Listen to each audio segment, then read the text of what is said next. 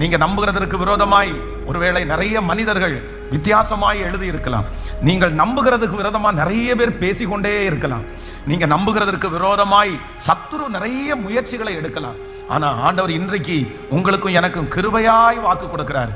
நீ நம்புகிற காரியம் எவ்வளவு எதிர்ப்பு வந்தாலும், நீங்கள் நம்புகிற காரியம் 100% நடக்கவே நடக்காது என்கிற ஒரு சூழ்நிலைக்கு வந்தாலும் கர்த்தர் வாக்கு கொடுக்கிறார். நீ நம்புகிற காரியம் அவராலே, நீங்கள் நம்புகிற காரியம் தேவனாலே வரும். நீ நம்பினா போதும் மகளே, நீ நம்பினா போதும் மகனே.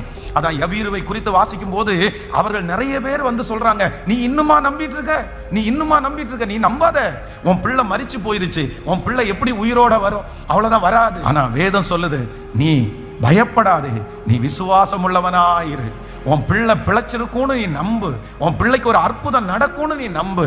வேதம் சொல்லுது, அவர் நம்புகிறது அவருடைய கரத்தினாலே